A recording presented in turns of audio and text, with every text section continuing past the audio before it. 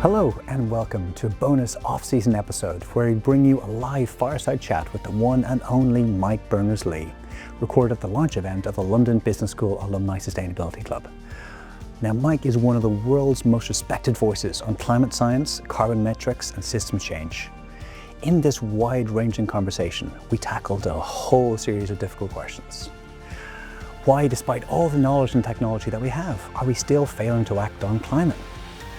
What role does misinformation and the erosion of truth play in blocking progress? And how can business leaders, institutions, and individuals help to turn the tide? It's an urgent, honest, and hopeful discussion, and we're delighted to share it with you during our break between seasons of conversations on climate.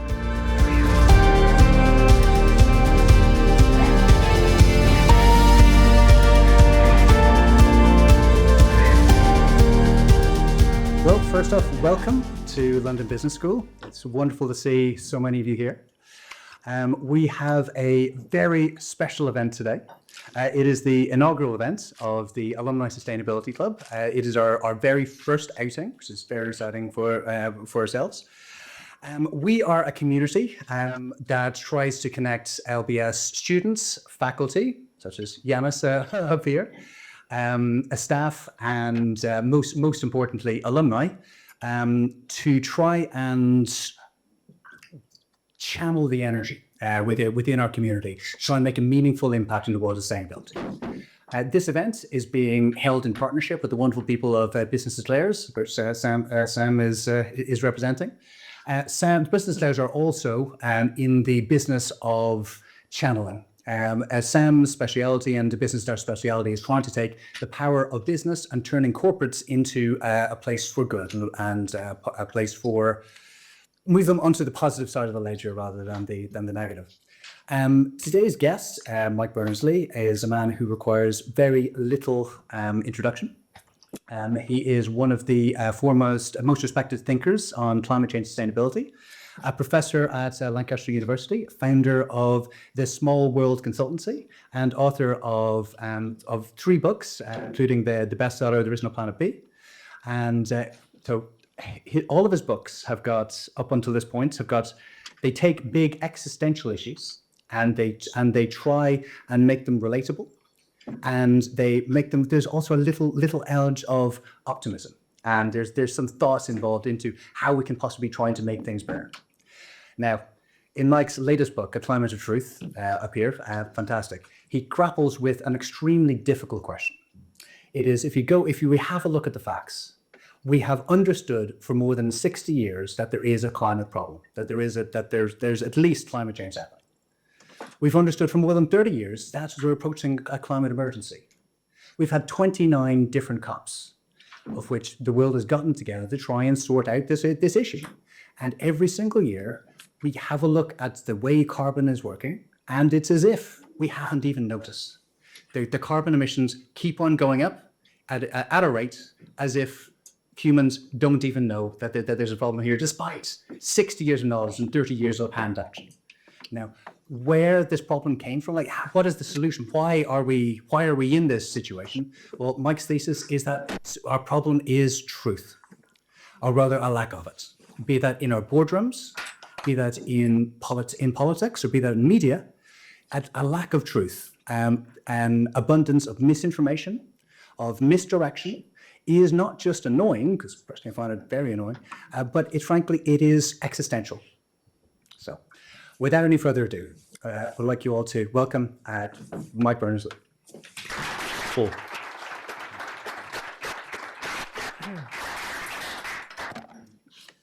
So, Mike, if we start at the beginning, what first brought you into the world of sustainability? Wow, where did it all start? I don't know. I didn't start off on environmental stuff, that's for sure. Pretty higgledy-piggledy route.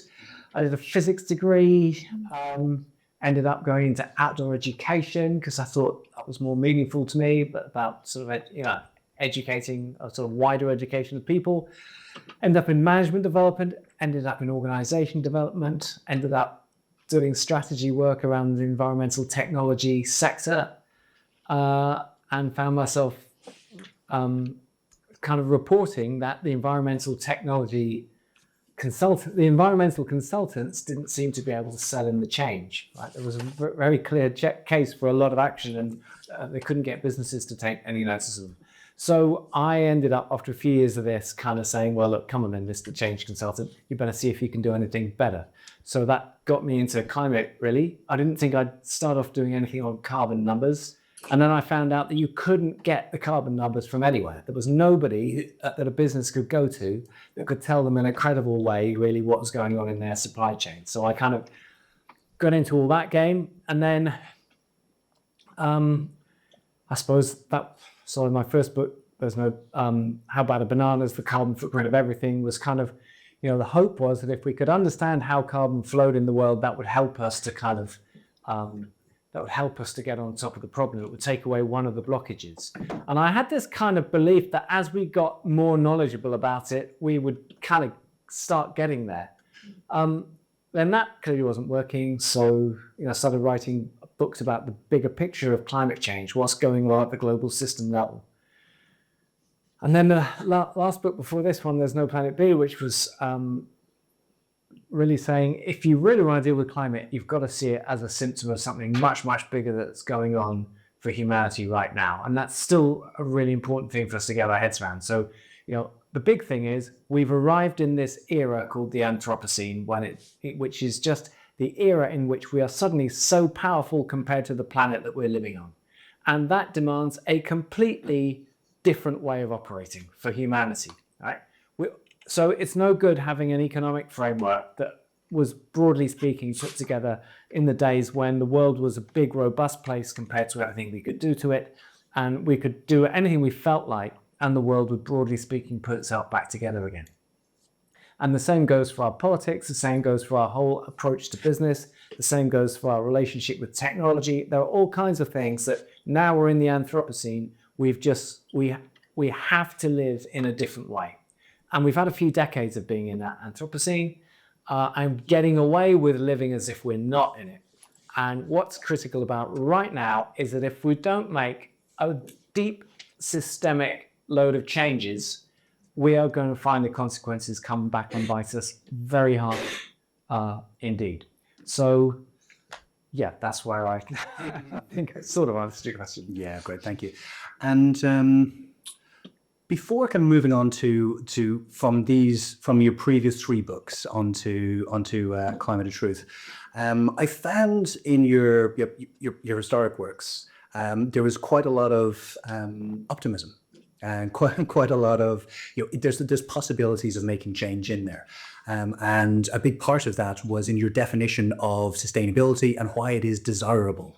Would you care to be explaining to the audience of what the Mike Berners-Lee vision of sustainability is? Well, I mean, this is what's so frustrating about it all, really, is there's nothing not to like about a transition to a more sustainable future. I mean, the whole thing is it's a quality of life opportunity. It's we get to live longer, we get to breathe fresher air. We get to, all kinds of opportunities to be had from it. Now, it's not a hair shirt as the fossil fuel industry might like us to believe that it is.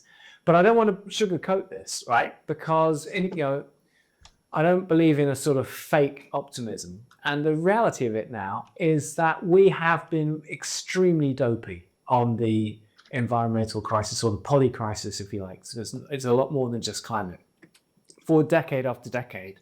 And we are now getting to the point where, in order to create a better future for ourselves than we've got at the moment, we're going to need a good dose of luck as well as taking incredibly strong action. We have played with fire for a very long time now, and we are now accelerating into a very, very dark place. So I kind of don't believe that it's useful to overstate things for dramatic effect. I don't believe it's useful to understate things either, because we all kind of know deep down if we're only half saying it.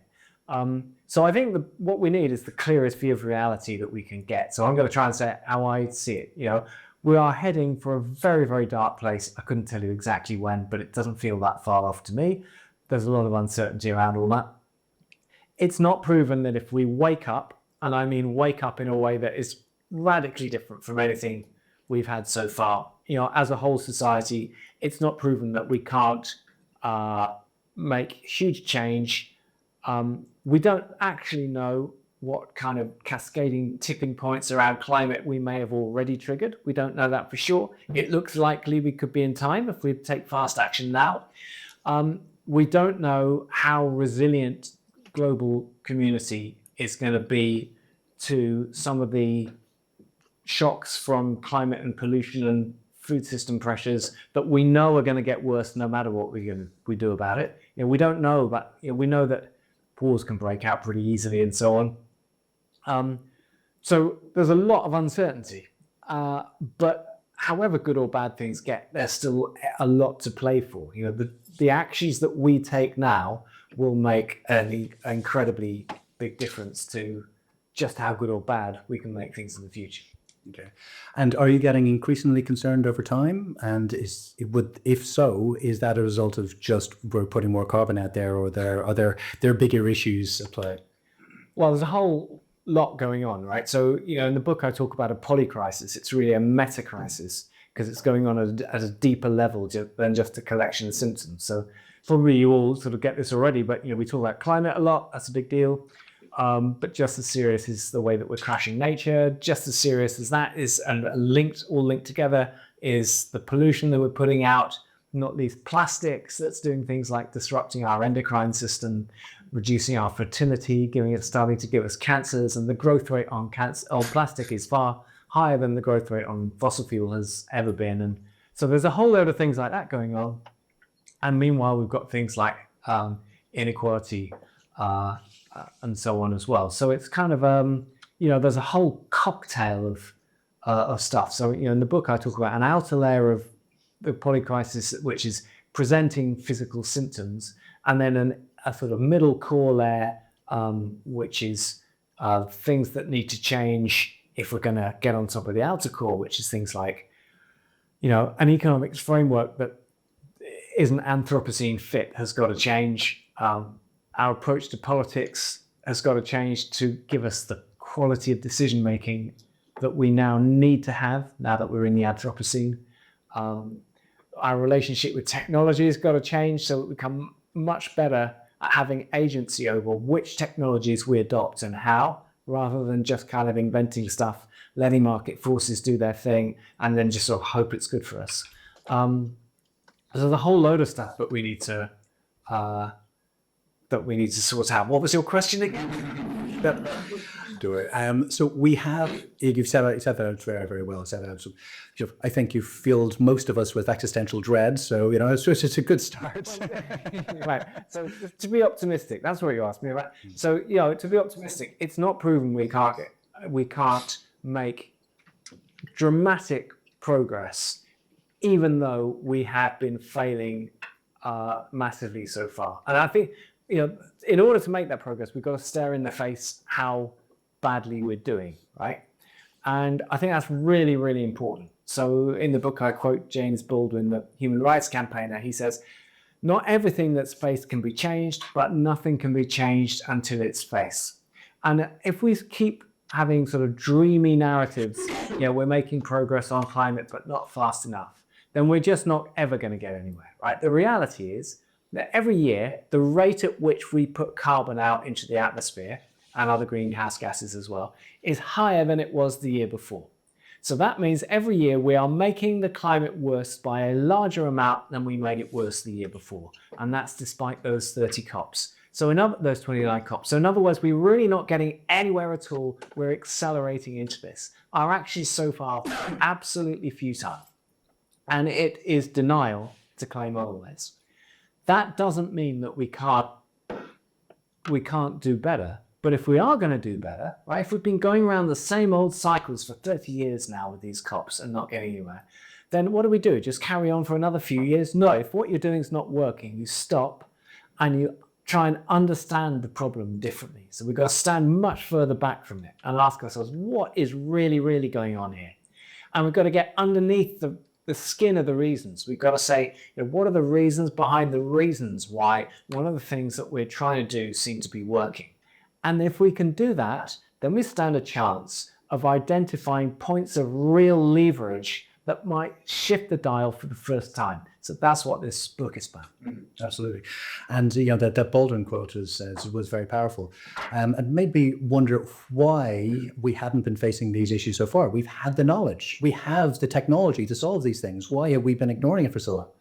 Well, different ways of explaining it, but one simple way of explaining it is that there has been very cynical, very sophisticated, very well-funded deceit from big corporations that have been deceiving us in order to maximize their profits. And they have been plaguing the cops right from year dot, to the point that the cops have been allowed to come to whatever agreements they like, as long as it won't succeed in reducing the rate at which fossil fuel comes out of the ground, which of course is the only thing that matters on all this. So that's probably if you want to say why haven't we been getting anywhere? Why haven't we been getting anywhere? That'd be it. I would also say that if you look at all the bad decisions and spurious debates that we have in the UK around climate, things like, should we open up a new coal mine on my doorstep on the west coast of Cumbria? Should we get issue more oil and gas licenses? Even should we have fracked? Those kinds of questions.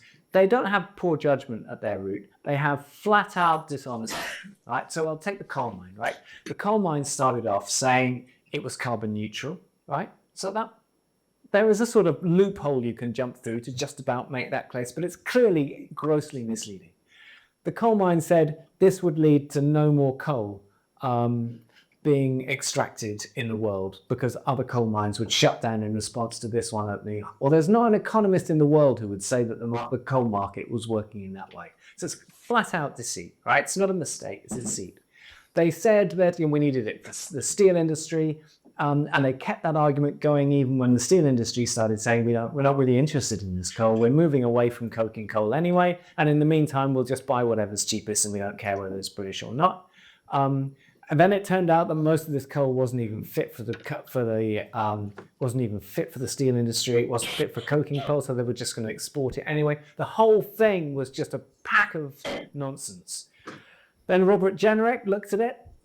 I do call out a lot of individuals in this book because I think it's important to do it. It's not because it's a vendetta against individuals, but it's important to be explicit about this. So Robert Jenrick said he took the decision not to call in the planning approval for this mine because he said, I've looked at the issues and it's just of local concern. Well, that's clearly nonsense, right? It's millions of tons. It clearly affects the world. And it was clear at the time the whole world was looking at us in the run up to COP26 in Glasgow. So, that's not a mistake, right? That's disingenuous. Then Michael Gove looked at the evidence and he said, I've looked at the evidence, it's fine. When he looked at the evidence, he selected the biased, non-expert evidence from the coal mining company, and he privileged that over very carefully put together, meticulous evidence from internationally respected experts in climate, in economics, in coal, in steel, in everything you can think of. And that's not a mistake, all right? That's deceitful. That is deceitful biased selection of evidence. So it's I'm just using the coal mine to illustrate the point that this whole thing, this having deceit in the decision-making mix, it just throws a spanner in the whole kind of problem-solving process. We can't make good decisions if some of the actors are not being honest about it. Yeah, that's great, thank you. That also brings us to the central thesis of the book, the climate of truth, where you argue that climate crisis is actually a crisis of truth. Could you explain that principle? Sure. Well, it sounds like a book about climate change. It's not, right? It's a book about anything you care about. It's a book about any environmental issue, any social issue. It doesn't matter whether you care most about whether the UK should have left the EU, whether what's happening to our health service, what's happening to inequality, whether you care about nature, any issue at all you care about that demands high quality decision making and maybe an informed public, right? We can't get anywhere at all on this stuff unless we raise the standards of truth. And just to stand right back on this, here we are in the Anthropocene. It's a huge change of context for humanity. It demands an evolutionary response in order to become Anthropocene fit. Otherwise, we're going to suffer for it. And at the moment, we've got huge technology, huge power, and to put it bluntly, we are not yet exercising the wisdom that is required to be responsible with that power. And we've got to bridge that gap quick. And it's unproven whether or not we can. But one of the things we're definitely going to need is a far higher insistence on truth as far as it can be discerned anywhere there are important decisions to be made. The problems are complex, they're interdependent, they demand, and there's uncertainty about what the actual truth is. So we have to have the clearest view of reality that we can possibly obtain. And if anybody is playing fast and loose with the truth, by which I mean trying to make anybody believe something about the world which they don't themselves believe. And I don't just mean lies. I mean there's a whole taxonomy of deceit that I kind of flesh out in this book in order to, and I've mentioned some of the forms that it can take. It's just so distracting. It ruins the problem solving process. So we have to get on top of it. And I know that feels like a stretch at the moment with Trump and all the rest of it. And I had to scuttle through editing the draft of the book where Trump got elected to kind of recalibrate the optimism and so on. And I'd have done it again if I could have when he's actually got into power, because I think what he's actually done has been at the worst end of that. But we just absolutely, and it feels like a stretch. It feels difficult because we've been having a post-truth experiment on both sides of the Atlantic and elsewhere. And there are reasons for that probably. And we have to do a total reset. We've been lazy on this boring honesty thing, and we need a total reset. It is possible. And beyond a total reset, we actually need to get higher standards than we have ever had before, because that's what we need in the Anthropocene. And one thing we kind of touched upon before starting here is the possibility that actually Donald Trump may be a net positive for the environment in the end. So bear with us. I'm going to get accused of being hopelessly optimistic if I push that one, but I will try it. Okay. Yeah, no, the thesis being that he is a reactive force. So because he is he stirs things up so much that the world is going to push back in the opposite direction. For example, the European Union has not been as settled and as unified in about 25 years as it is right now. Yeah. Well, just to, it's very easy to confuse the facts now, right? So, and I think we have been having a post-truth experiment, right? We've been getting lazy about the truth. We've been doing some crazy things, like we've been allowing people who've been sacked for dishonesty as journalists to get selected by mainstream political parties to become MPs, and then we've promoted them up to party leader, and they've all elected them to be prime minister, right? Now, all of that is absurd, right? It's absolutely absurd if you just stand back. People who have actually been dishonest with us, and we've been electing them into power. If a politician deliberately deceives you on a matter of policy, it tells you in one hit that they're not on your side. Right? So why would you want them in the political mix? So we've been having this kind of post-truth experiment. Well, maybe it's okay. Maybe this boring, inconvenient, awkward truth stuff.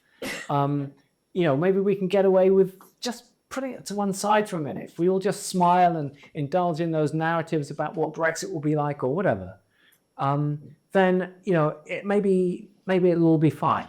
Well, the results of that experiment are coming in a bit in the UK. And this isn't a party political book, and it's not about whether Brexit was a good idea or not.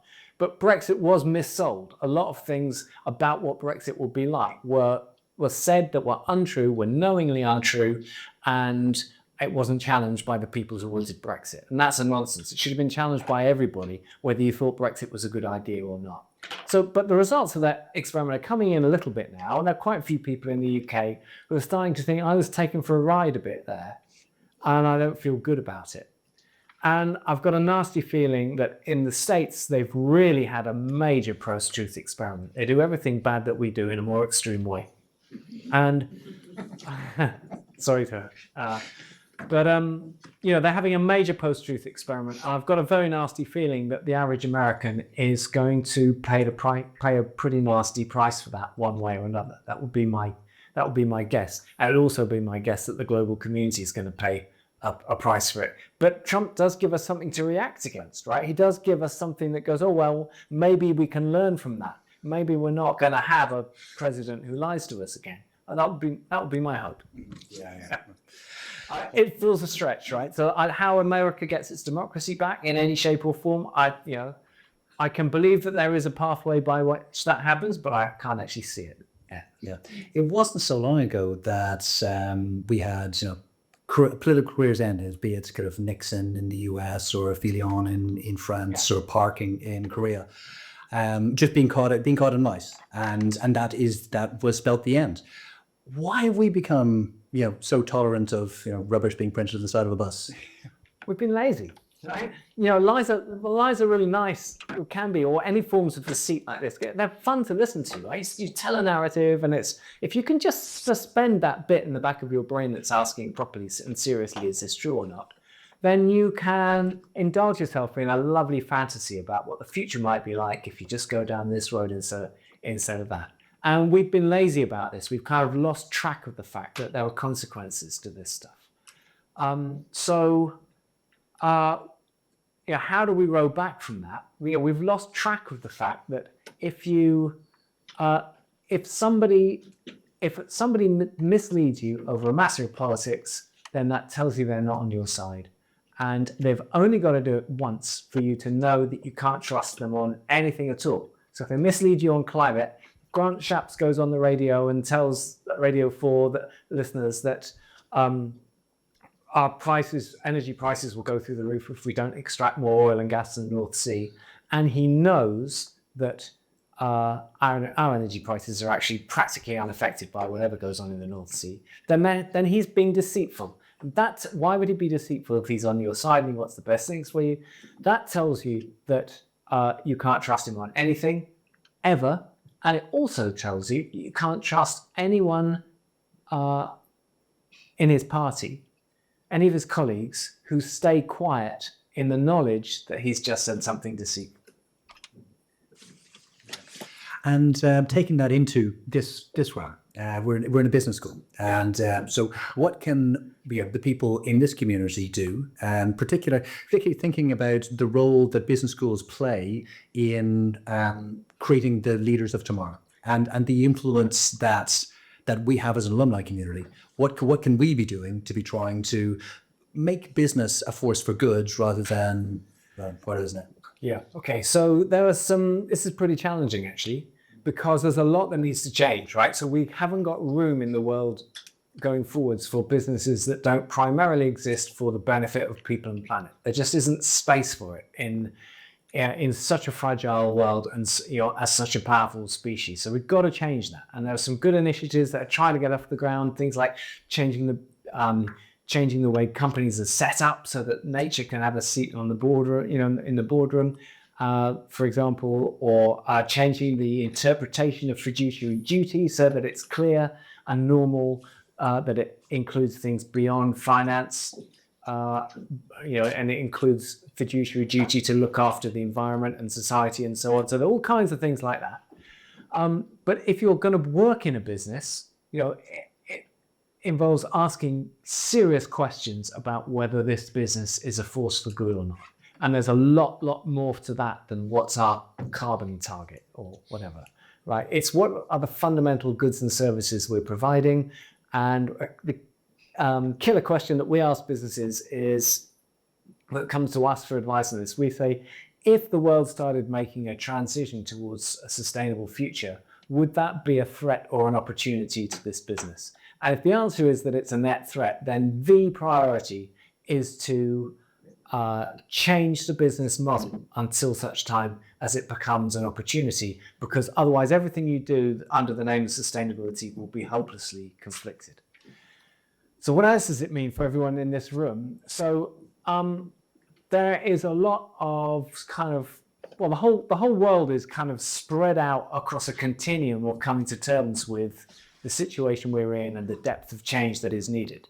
There's flat out denial, there's kind of people getting cross about it, there's people trying to bargain with the problem, wishfully hoping it will agree to be something that we can just put a sticky plaster on, maybe we can just offset things, or maybe technology, techno-optimism is one of the most depressing things, I think. The idea that the technologies will come along, and that's, it's not that we don't need those technologies, but they will sort things out as long as the technologies are there. That's not going to happen, and I explain why in the book. So it's getting our heads around the level of change that needs to happen and the seriousness of the situation we're in, and then taking it into every conversation that we have, right? And standing up, even if it's uncomfortable, and challenging it. If you find yourself in a meeting where something's been discussed that is carrying on as if we're not in a crisis, we're not heading for a really bad place, it's not something that demands a proper and serious response from this business to the extent that it affects everything this business says, thinks, and does, or that is carrying on with a sort of presupposition that the basic way we do economics, all focused on GDP growth and so on, which you can show very simply is not fit for the Anthropocene. You know, if you're having a discussion in which is taking that as a kind of start point, explicitly or implicitly, and you don't challenge it there and then you're kind of ignoring your responsibility to go and shift the dial on this, because we've got to wake up and we've got to help each other to wake up. Actually, I do want to just do a slight bit of audience participation, if that's all right, for a second. Right, so I think I've described a pretty serious crisis that we're heading towards, right? And I'd just like to know what you think about it. I think it's really important not to overstate things, not to understate things, say it, as I see it. So what I'd like to know is, in a minute, I'm just going to ask you to put up your hand to one of three questions, right? So I'm going to say, if you think that it's about as serious as I've laid it out to be so far, put up your hand. Then I'm going to say, if you think I've fundamentally exaggerated how serious the situation is now, put up your hand. And don't worry, I'll talk to you afterwards, but I won't give you a hard time here. And if you think I've fundamentally underestimated how serious things are, I'm going to ask you to put up your hand. So first up, and then if you haven't put up your hand, I'm going to ask you to put up your hand. So first up, if you think it's about as serious as I've said, put up your hand. Okay, have a good look around. Right. Lots and lots and lots of hands in here. Okay, if you think I've fundamentally exaggerated how serious the situation is, put up your hand. Have a good look around, not a single hand in the air, right? And if you think I fundamentally under-egged it, put up your hand. Okay. Yeah, me too, actually, a bit. All right, so look, isn't that interesting? So here we all are in a business school, all involved in business in one way or another, and we all get it. Every one of us gets it. And you're not a unique room, right? Because I've done that experiment now with thousands of people, mainly from business contexts, some sustainability-minded groups, but often not, just random business groups I get asked to talk to. Everybody gets it, right? Occasionally I get a hand going up, say, they think I've exaggerated it. I ask them afterwards and they say, well, sorry, English isn't my first language, I'm business sales. So, isn't that interesting? So every single meeting you're in, if you're a student and go to a lecture, right? If the lecture is carrying on as if we're not in this situation, or is based on the premise that our economics can just carry on in broadly the same way, then the whole thing is a load of nonsense. It's just it's just a house of cards waiting to be pushed over. And please, can I encourage you to be the one who pushes it over? I mean, we're all waiting for everyone else to act. It's so uncomfortable to be the first mover. I remember in COVID, if we were sitting in this room now and it was still sometime around COVID, but we were allowed to be in the same room, if you're either the only person wearing a face mask or the only person not wearing a face mask, it doesn't matter what the rights and wrongs of the situation are. It's really uncomfortable to be the odd person out, isn't it? So that's where we're at now. We're all just sitting there looking around wondering who's going to be brave enough to do the first move. So I think there is a lot of, I'm putting out a plea for courage because we do need it now.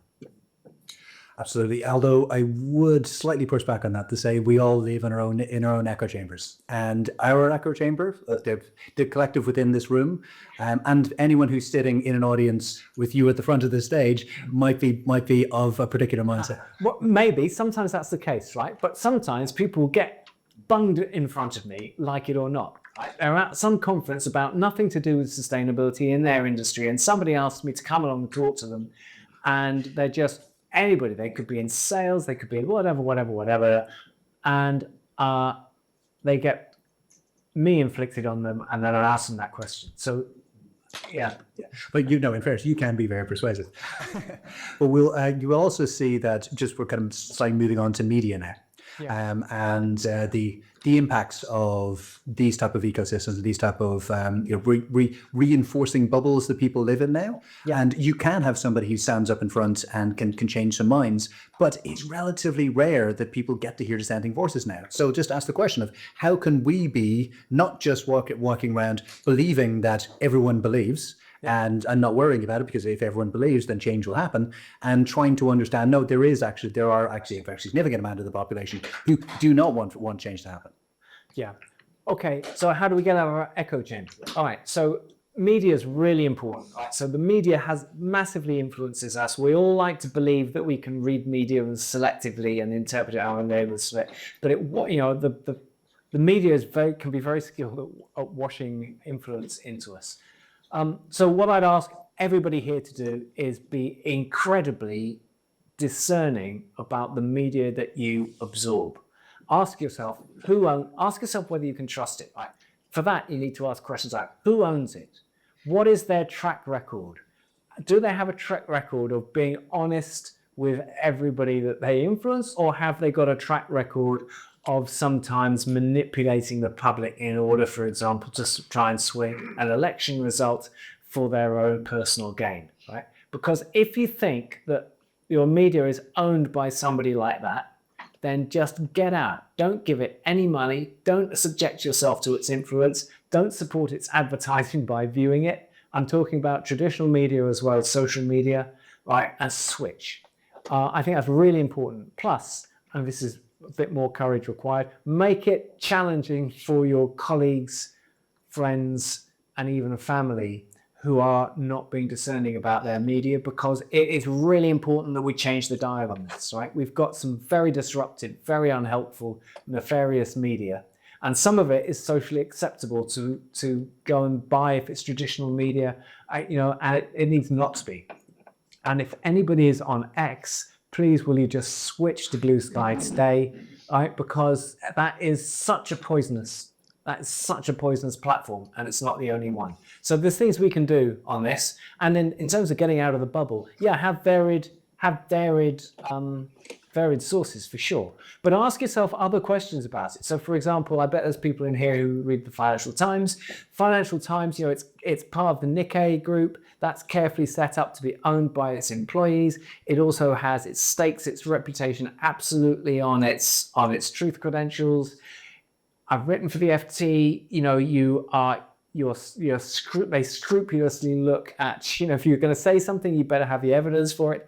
If you find out after writing something for the FT, if you find out later, even if it's years later, that it was wrong, you are obliged to go and tell the FT about it, right?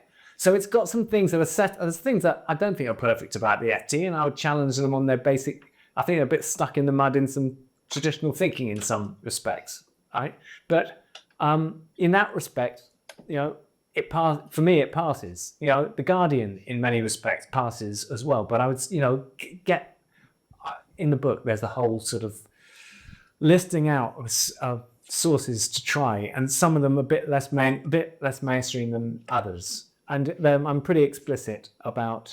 So I won't get good reviews in all the mainstream papers because I'm pretty explicit about some stuff that I don't think you should touch with a barge pole. Yeah, so we've seen a lot of pressure on the media, but we're now, and quite worrying, starting to see increasing amounts of pressure in academia. So, you've spent time in academia. Yeah. How do you, in the face of the pressures now, including changing of curriculum, the threats of withdrawing of grants. How do you keep on speaking truth without fear? Well, you just have to, otherwise you're nowhere, right?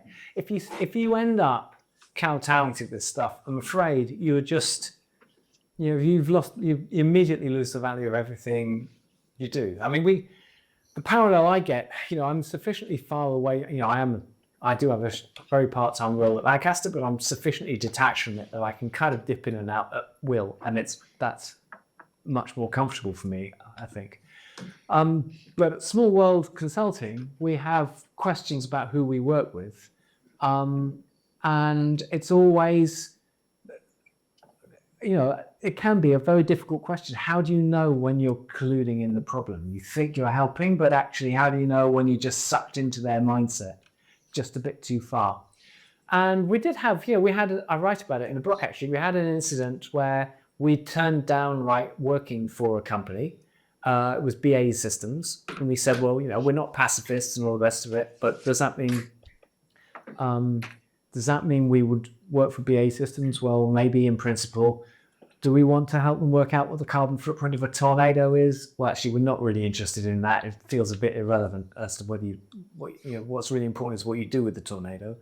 But the real showstopper was we felt that the evidence for widespread corruption was, they'd been fined $500 million for corruption. There was compelling evidence, we felt, of multi-million-pound slush funds for Saudi prostitutes for Saudi princes. I had a long conversation with Andrew Finstein, who's written a book about all this.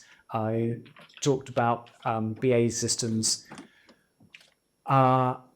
bribing the ANC government to push through, corrupting the ANC government to push through a $10 billion deal on arms that they didn't need, and so on. So we wrote a nice little letter saying to them, we're happy to meet, but we're not going to work with you because we just think the evidence for widespread corruption is too compelling. And that was probably £100,000 worth of work we turned down, which was quite a big deal for a business like ours.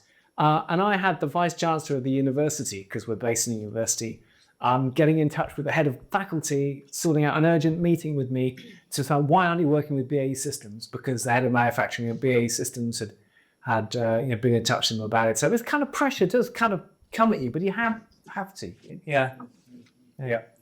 Yeah, no, change is difficult. Like, humans are hardwired to resist change. It's in our nature, and it's in our nature, but it's also in the nature of the powerful to be trying to maintain the systems that keeps them powerful, that made them wealthy in the first place. Well, I'm going to challenge that a little bit, because I think we're not always resistant to change. I think, I can think of changes that I really want and would look forward to. I think we look forward to change when we can imagine that it's better than how we are. And if we change away from business as usual, we can very easily imagine the things we might have to give up and the things that might be difficult and the new habits we might have to form. It takes a bit more time and imagination to think about how that might be better for us. And we don't spend enough time doing that. It also depends on who you define the we as. If you're Elon Musk or if you're Jeff Bezos or whoever else, it may be hard for them to imagine a world where they are personally feeling that there's an alternative reality where they could be better off. Two things about that. And the first is, I think it's very unhealthy to become a billionaire, psychologically unhealthy. To get yourself in this position where all the checks and balances come off you because nobody challenges you, everyone around you sucking up to you. I mean, it just it's not good for your sense of balance. The other thing is that I write a little bit about this in the book, and other people are starting to talk about this, and same sort of concept but in different ways, is how can we contain our psychopaths, right? So it's really serious. Like, there's a small proportion of the population are not good at empathy, and are narcissistic and not good at empathy. And some of them are very, very clever, and they can be very charismatic. And they can find themselves, if we're dopey about it, they can find themselves into positions of huge power. And if you think about people that you know or know of, you can probably think of some of them, right? And we've got to find a way of containing them, because it is so destructive, right? People in senior political positions, they have to care about us, right? They have to have empathy. And if they don't have empathy, we mustn't vote for them. And it doesn't matter if they've got interesting haircuts or if they can be charming or if they're funny or if they tell incisive narratives. We've got to be much sharper than that. And it's only collectively that we can do that. How do we collectively resist our psychopaths? We establish a culture in which we insist on truth. And then if they start telling us bogus narratives, they're out and it can't gain momentum. Okay. there's a lot to unpack there. But I was minded, last week when George Foreman died, was reminded of the Rumble in the Jungle. Like that's possibly the greatest fight of all time, where you had a near unstoppable force in George Foreman. A man who was stronger, younger, more skilled. The bookie stopped taking bets on whether the fight was going to be won by Foreman or Ali. And Ali needed to figure out a strategy to be able to make all this work. So he noticed within the boxing ring that the ropes were made from a very strong rubber, so stronger rubber than they had in the US. And he used that. From the very start, he started leaning up against the ropes. So whenever the punches went into him, he was using the ropes to take out the force. Eventually, over time, George Foreman punched himself out. Ali won one of the greatest fights of all time. It was called Ali described himself as the rope-a-dope. George Foreman, not a dope, very, very bright guy, came back, became world champion again, and also made an absolute bloody fortune from those grills. But we need to find a rope-a-dope strategy to face the force that we are up against. Like the force of the wealth, the force of the influence, the force of the status quo is pretty much the George Foreman in this story. What strategies can we use to be trying to overcome these issues? Okay, so I honed in on this truth thing because I think it's a point of greatest leverage, right? I think if you're sitting there sort of frustrated, thinking, oh, we've tried so many things and nothing I do makes a difference, and it's also global and urgent, and I've tried cutting my carbon footprint, and I can see that that's not going to save the world, and I've tried various different things, and they just haven't worked. So I think that this honing in on this truth thing, it's not easy to change the dial on that, but it is possible. And I do think it's the point of greatest leverage, right? Because we can't get we can't get anywhere at all until we've sorted that out. So that's why the book's what it is. And it's not just about climate, it's about anything you might care about. It's actually about the whole humans thriving in the decades ahead.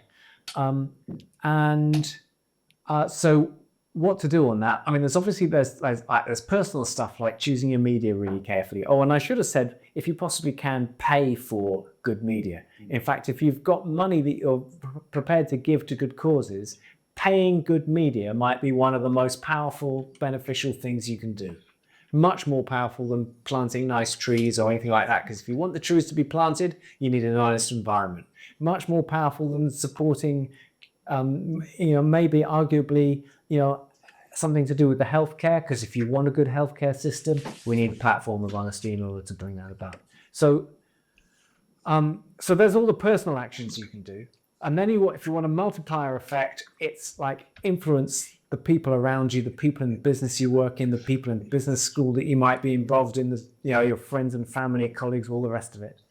And then if you want to go further than that, then there are some great organizations you could get involved in. There are fact-checking organizations. There's at least one person here who got involved in MP Watch, which was trying to flush out the most dishonest MPs at the last election and is now trying to support more honest MPs and make sure MPs have a chance to be easily well-informed on critical issues. So there's all kinds of organizations that you could get involved in. If you want to. So, plenty we can all do if you want to campaign on this. Great, okay. So I'm going to open the question to the floor in 1 more minute, but just one last question before we move on and do that. How do we create a culture of truth within our organizations or within our groupings, within our associations? Just challenge anything that isn't right. Yeah, make it uncomfortable. And remember it's so easy to spill bullshit. Bullshit's a technical term. Harry Frankfurt, professor at Stanford, I think, defined it as this kind of blend of fact and fiction that is concocted just to try and persuade. And actually, the bits of the the bits of fact that are in there work to camouflage the bits of deceit that are in there. Because you let your guard down. Because somebody says 3 or 4 things that are really, really sensible, and then your guard goes down, and then they slip in the critical bit of nonsense. So it's about challenging this stuff to the point that it is uncomfortable. And the way it's so easy to spin nonsense, and it's so hard to put it back in the bag. Like when Grant Shapps said that stuff on the radio, it took 3 academics at Climate Brief, probably 3 days each or something, to put together a paper to unpack what a load of nonsense that was. And they still couldn't get it out to the millions of people who listened to radio for that money, right? So we need a very high ratio between the price that is paid for deliberate deceit and the perceived benefit of getting away with it. So we need to make it really embarrassing. Respectfully, it's just if somebody has deliberately deceived us, it tells us that they can't be trusted on anything at all. I'm just going to actually just a quick anecdote. I've got a childhood memory of telling a little lie to my mum about whether I'd had a bath or not. And she saw my muddy footprints in the bath, and she said, "You know, Michael, if you ever lie to me, the problem is that I'll never know whether you're telling me the truth or not." And I remember thinking, shit, can't that be disaster? Really, well, we can create that sense, right? That one instance is enough. It's a bit like physical abuse, right? So if you work for the BBC now, if you're a presenter for the BBC and you are found to have ever groped one of your colleagues, that's the end of your career, right? Because we have collectively decided culturally we're not having it. It's disgusting and we don't want it. And it's also the end of your career if you're found to have stayed quiet in the knowledge that somebody was getting away with that stuff, right? Well, if we can get closer to that culture, the closer we get to that culture, the higher the quality of our decision making will be, and the better placed we will be to find our way through whatever situation we find ourselves in, however good or bad that might be. So I don't want to be utopian about this, but the further we can move the dial in the right direction, the better our future will be. Okay. Absolutely, yeah.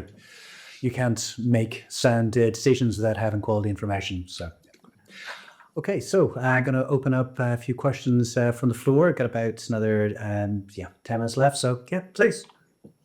Thank you for this opportunity.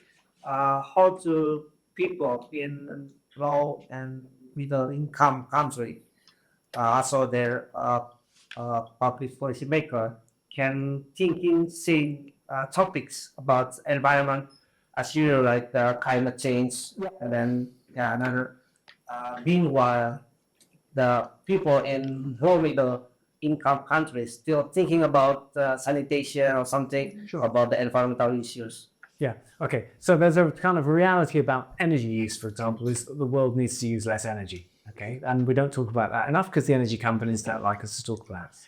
But that is at the global level. There are some countries that absolutely have a total right to and a need for a bit more energy supply so that, as you say, they can sort their sanitation out and so on. Which means that countries like ours need to reduce our energy consumption at an even steeper rate, which we can do easily because we're becoming more efficient at absolutely everything. That's the human trajectory.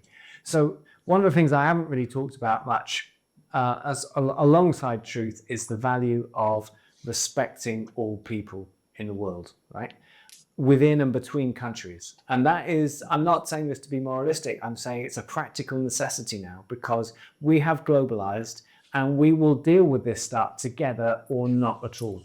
And so we've got to have this sense of one tribe, right? One global tribe. And that means respecting people in lower and middle income countries in a way that we're not yet at all good at. And it also means respecting everybody within a country, which we're not at all good at on either side of the Atlantic or elsewhere. Great. And sorry, can I just ask whoever's asking questions to say who you are and where you come from first? Would you mind? What? Oh, sorry. Could you? What's your name? Here for Indonesia. Okay, amazing. Cool. Please. Thank you for that wonderful outline. Fifth Corsano, I'm Speak loudly. sorry, I've read concerning NEC 21, I'm very old. I'm sorry, two things which sort of struck me as very, very fundamental, what you said basically, need to take agency over technology. Yes.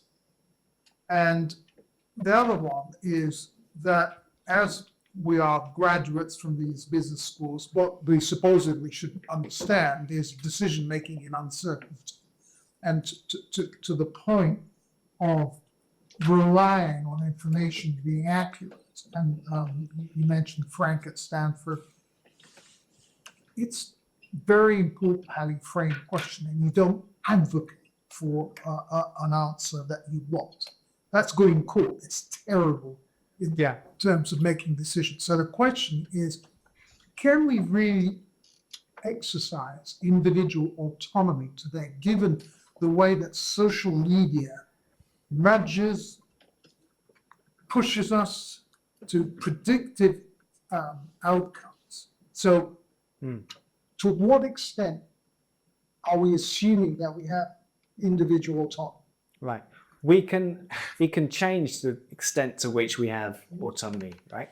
We can change the extent to which we apply our critical thinking to the information we receive and are discerning about what that information is, right? So social media, I'm not going to say don't ever go on social media, but I am saying there are a few rules of thumbs you might use, like do not ever treat as information anything that you see on social media that you can't independently verify the credibility of that source from outside of that social media.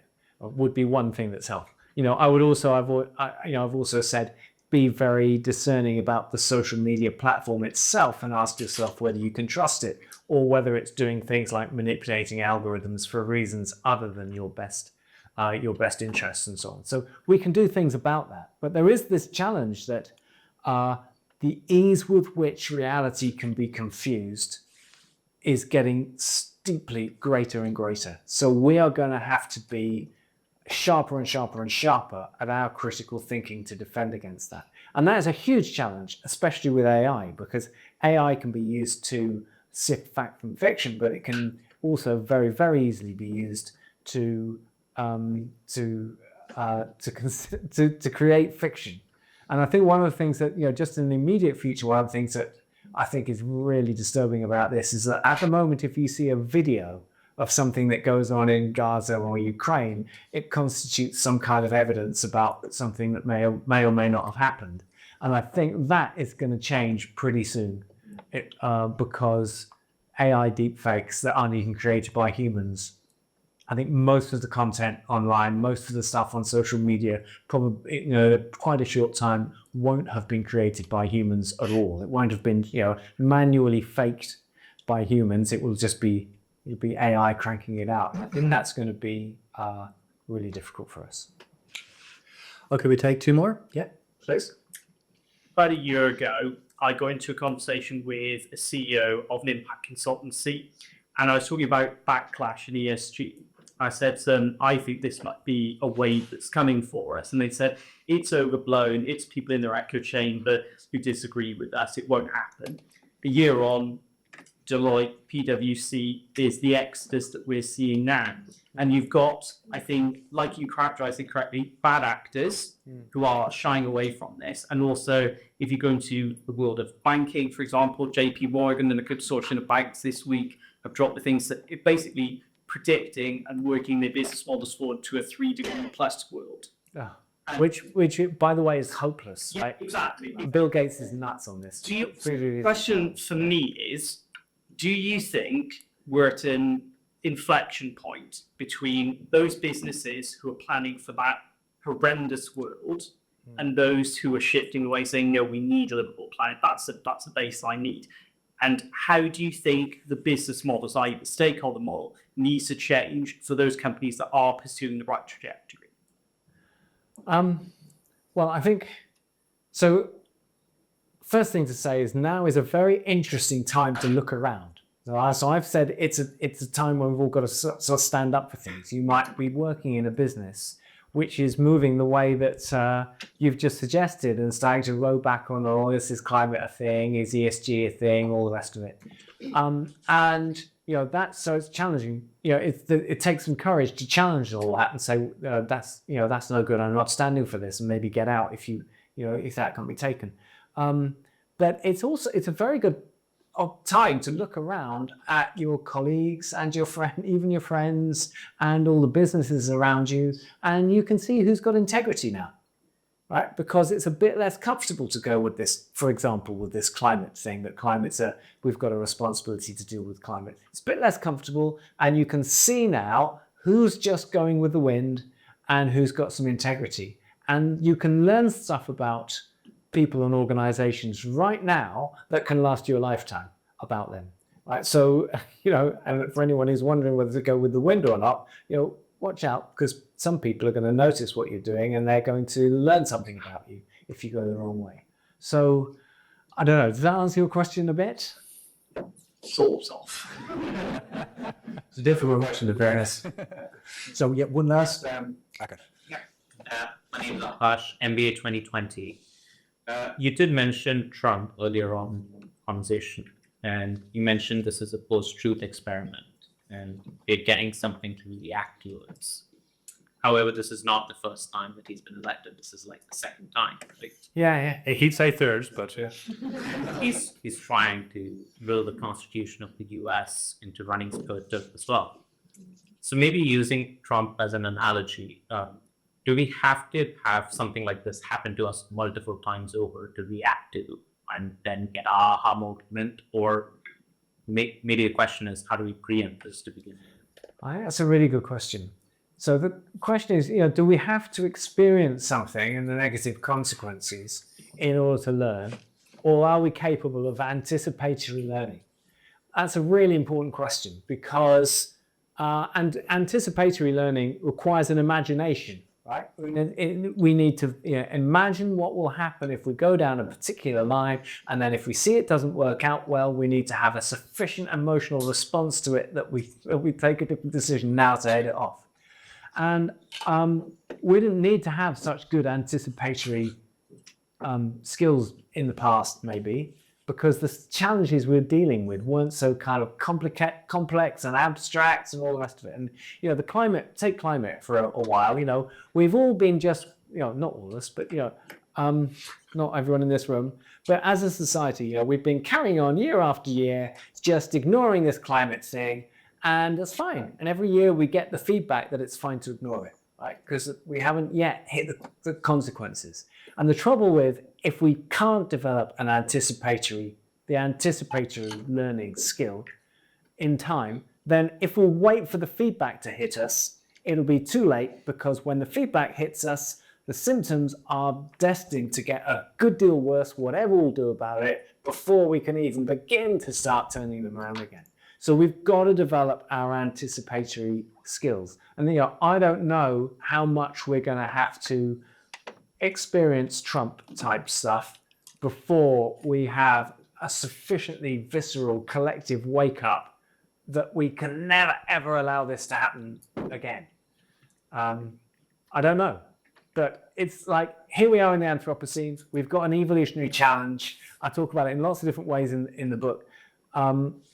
One dimension of that is that we need to get better at imagining abstract things, future things, better at big picture thinking, better at understanding abstract things like an invisible gas that is doing things. We've got to be better at that. One thing that we are doing is we're becoming better at mobilization. Even over the last couple of months, we've become better at pulling ourselves together and trying to react against this force. So maybe it's it's off. Okay, we're trying to leave it on a slightly optimistic foot. Optimism. I can do optimism slightly. Social tipping points can happen really, really fast. Dramatic social tipping points can happen quickly, and it can be very hard to see when they're about to happen. So if you're pushing away, trying to create the conditions under which that big wake up can become possible, it can feel a bit disheartening, because you don't know how close you are until it actually happens. So I'd say that as a kind of, by way of encouragement. But the other thing, by way of encouragement, is you all put up your hands. Every single one of you put up your hands, and you're a bit of a biased group. That I've done this experiment with thousands and thousands of people now, and there are a lot of people who get it. Fantastic. Well, thank you very much, Mike. That was great, and thank you so much for all you've done over the last 20 years for the climate movement. It's been it's been inspirational, and the fact that you're still sitting here, still pushing on, is fantastic. So well done. Okay, that's the coming.